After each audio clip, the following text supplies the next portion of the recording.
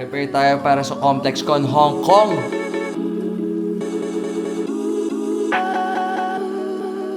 Ito yung mga merch natin na ready for Hong Kong. Yan.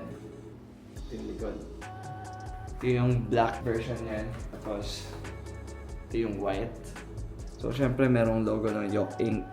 Merong employee number Yok. Sa likod, approved by Yok Inc. Please return to your desk, Yok. Ito yung mga scarf natin na i-release. Yan din kasi yung gagamitin poster sa Hong Kong. Ito yung gagamitin nila. I-wheat paste. Ano ba wheat paste? Wheat paste. Hindi ko alam eh. Yung wheat paste nila sa walls ng Hong Kong. Ito yung black version. Pwede mo siyang gamitin ganyan. Yan o. Pwede rin ganyan. Babe, tara dito. Ganyan. Ganyan yan. Pwede rin ganyan. Oh, diba? Susuotin ko sa Wonderland. Pwede, diba? Nalagay pa ComplexCon Hong Kong. Pwede mo rin ganyan. Pag bumili ka ng shirt, may kasamang Yok Inc. na ID. Para kang employee din. Employee din.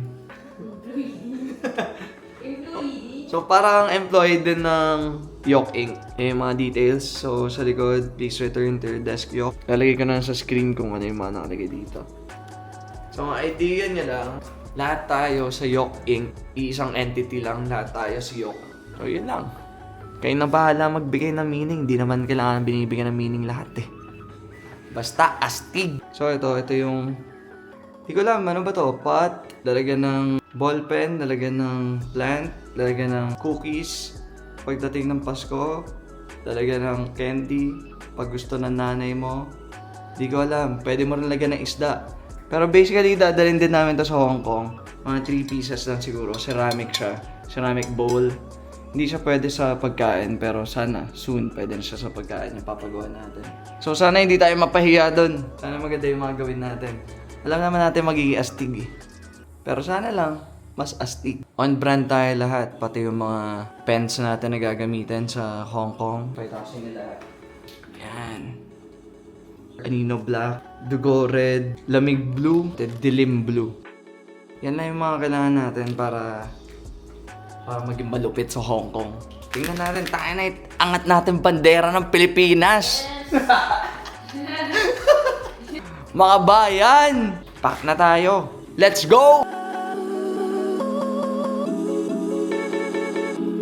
Si Patty naglalagay ng mga ID sa mga stickers. Ako naglalagay sa plastic ng shirt. Sparky, siya yung nagpapa-cute! Cute! Yok Inc. Sparky! Wow! Ikaw ang pangatlong employee! You have been promoted! You have been promoted. Live paint sa ComplexCon! Babe, anong date ngayon?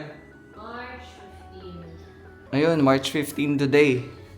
4 days na lilipad na tayo ng Hong Kong. So, marami pa tayong kulang. Hindi pa tayo nakapag-shoot ng merch. Ayun, picture na natin yung shirt, picture na natin yung scarf, picture na natin yung ID.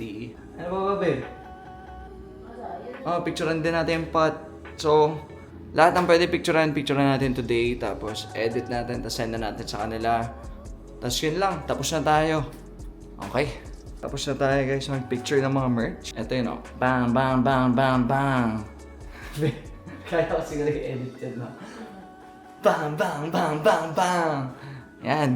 Nakita nyo na yung mga picture ng merch. So, ayun. Tapos na tayo mag-picture. Tinulungan tayo ni Patty mag-picture ng merch.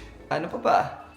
Wala na tayong gagawin for Hong Kong. So, in 4 days, punta na tayo ng Hong Kong. Pakita namin sa inyo kung ano mangyayari doon. Tapos live painting tayo doon. Sana may makita rin tayo mga Pinoy doon, di ba? Siyempre, thank you kay Patty. Kasi isa siya sa nag-pack. Tapos hindi niya ipapapost kasi ganun yung itsura niya. Tingnan mo. Hindi niya ipapapost yan, papakat niya. Wala rin naman kami masyadong ni-ready for Hong Kong. Ni-ready lang naman namin yung mga merch na ibebenta. Pag-design, syempre yung pag-design ng t-shirt, pag-design ng scarf, conceptualization. Pero in terms of live painting, wala naman tayo masyadong i-ready. Ang ni-ready lang natin yung mga props na gagamitin. Ayun, gusto ko nga sana merong computer setup. Kaso, maliit lang yung space na pagpaintingan ko. So, syempre kung lang yung binigay sa atin, yun lang yung gagawa natin ng malupit na painting session, di ba? Live painting ko talaga, intuitive painting talaga siya. Wala kaming pinaplano masyado. Talaga mag-show up lang ako doon, paint lang tayo doon. Mag-enjoy lang tayo, tapos papakita ko sa inyo. Yan, okay. See you guys soon sa Hong Kong. Bye-bye. Peace.